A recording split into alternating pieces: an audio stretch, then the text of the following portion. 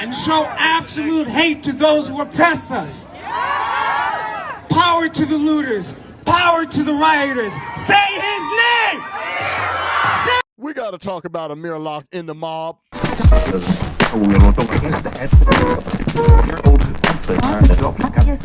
All right, I've refrained myself long enough on speaking on this subject. The reason why is because I try to wait until more facts come out. But I think with what we know, that what has been transparently presented through the police department, it's enough for us to at least have the conversation.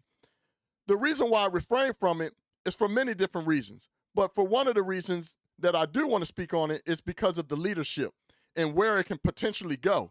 The reason why it hasn't reached mainstream media at the level that we're so used to with a lot of these viral celebrity criminals that have been overly sensationalized on television is truly because I truly believe it's because Biden is in the administration.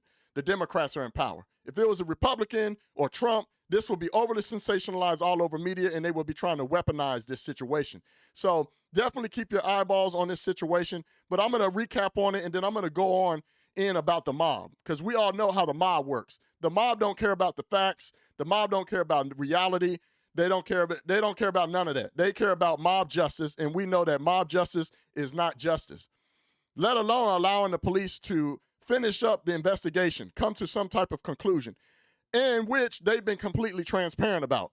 But I'll get into that. So if you haven't been keeping up with Amir Locke, basically this is another situation of just being in the wrong place at the wrong time. If my message today would be to the youth and to everybody is, this is why this is so important to know who you surround yourself with, because it can impact your life in many different ways. It can impact your life positively. It can impact your life negatively. It can impact your life, and it can be detrimental and cost your life. And in this situation, I truly believe that's what happened with Amir Locke. If you haven't been keeping up with it, but basically in Minneapolis, the police department was serving a no-knock warrant. And we know people how they feel about these no-knock warrants. But I want to go into a few things to make you think about certain things about it, right? At first, the regular average citizen, if they are not knowledgeable enough to know what the process is of going about to get no-knock warrants, this will make you think about that, because most of the people that I've heard on this subject, they're like, oh, I don't want somebody just busting up in my house. I'm going to be wanting to defend myself. Well, hold on.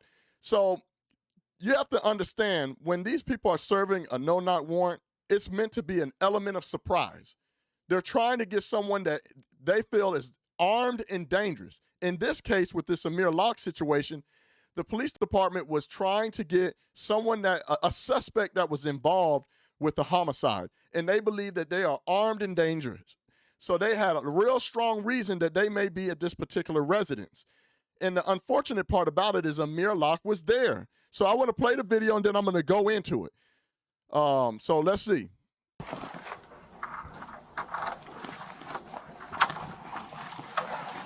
Police search warrant! Police search warrant! Police search warrant! Hands! Get on the ground! Get on the fucking ground! All right, that's enough, because y'all know how YouTube is.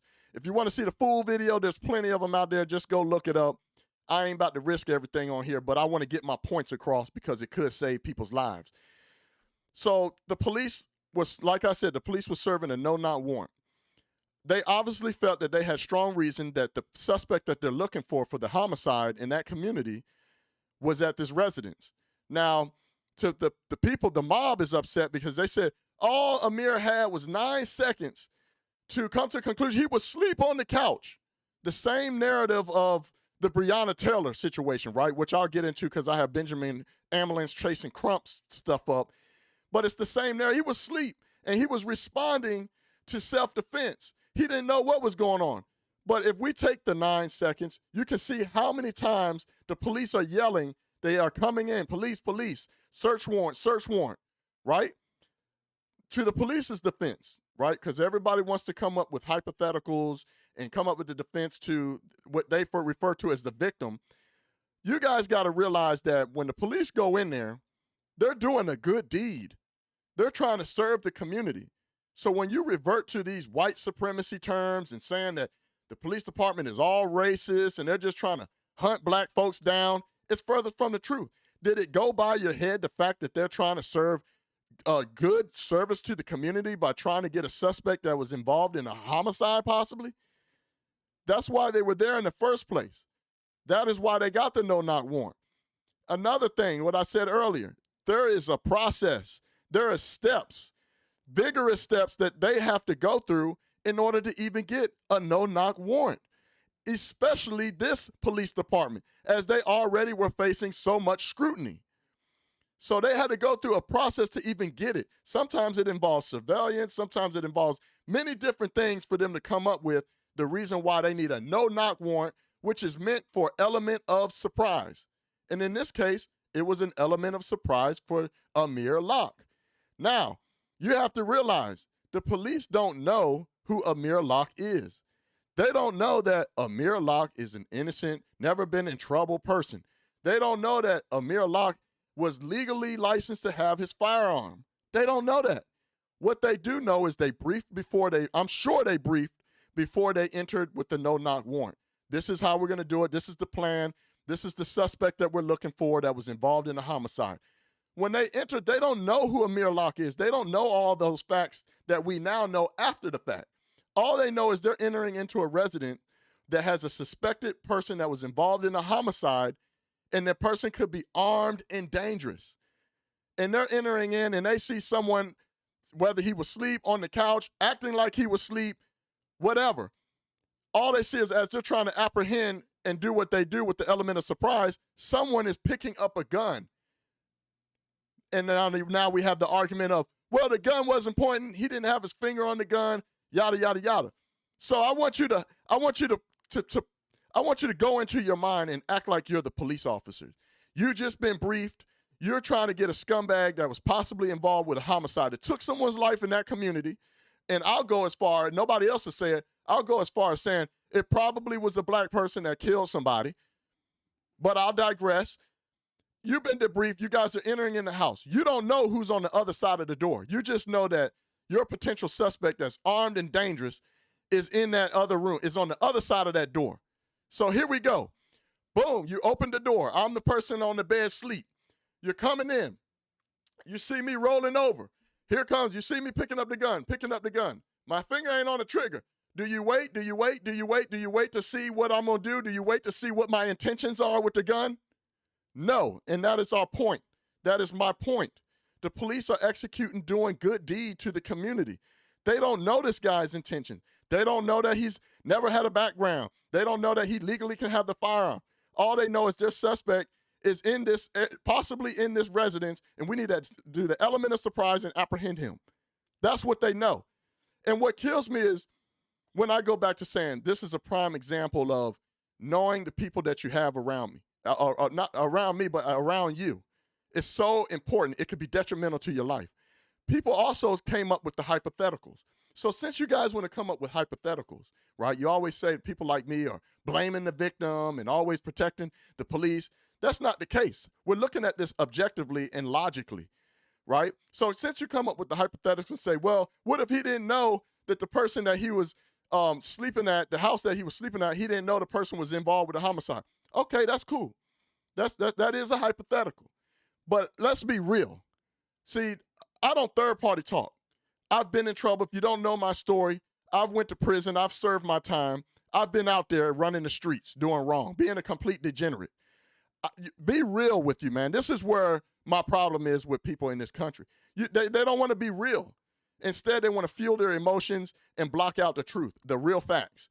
I know when I was out there, if you in the hood or out there doing wrong or just an average citizen never getting in trouble, you know that your circle, your immediate circle, the people that's close to you, people you hang out with day to day or talk to, you know if they're involved in any type of criminality. You know it. You know if they've been involved in it or either you're involved in it. You know your immediate circle, who isn't and who is. So let's don't play like, oh, man, he didn't know. But since you guys want to go hypothetical, I also want to point out some other things. Just because someone doesn't have a criminal background does not mean they weren't involved in criminality. Does not mean they don't know people that were involved in criminality. And just because someone has a legal firearm doesn't mean they're not involved in criminality or know people that were involved with criminality. You guys got to remember, when I finally got in trouble for my degeneracy and served my time to this country for doing wrong, taking my responsibility for me doing wrong, you got to remember, before I got in trouble, I was innocent too. I was innocent, never been in trouble, didn't have a record, but yet I was out there being a degenerate, breaking into houses, doing all kinds of stuff. So I didn't have a record too. Am I a golden child? I didn't get caught yet, and that's my point. And another point, when I was out there doing wrong, the thugs that I used to hang out with, they thought like that. They were like, well, instead of us walking around with illegal firearms, man, we might as well legally go get them, and then we can walk around legally with firearms. So don't think that these degenerate thugs don't think like that either. But my point is not to try to paint the picture on what you guys call the victim. My point is to, since you're bringing up hypotheticals, let's bring up all hypotheticals. So I just think it's important. So this Amir Locke situation, it's just an unfortunate situation of him being in the wrong place at the wrong time. It's another situation of your decisions that you make in your life. We all have the power and decisions to make in our life, to knowing who is in our life. Are they involved in doing wrong? Are they positive? Are they involved in criminality? Am I making the decision to partake in criminality? All these things can set up a percentage of you being situations like this. It's the truth, man, and the truth hurts.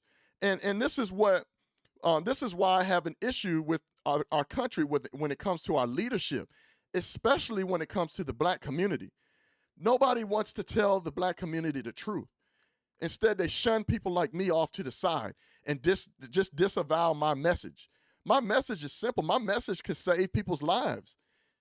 Know your surroundings. Your decisions can greatly impact your life, man. Know the people that you have around me. Being in the wrong place at the wrong time, being around the wrong people at the wrong time, it can lead to bad outcomes. And I truly believe Amir Locke's situation is that. Yeah, oi.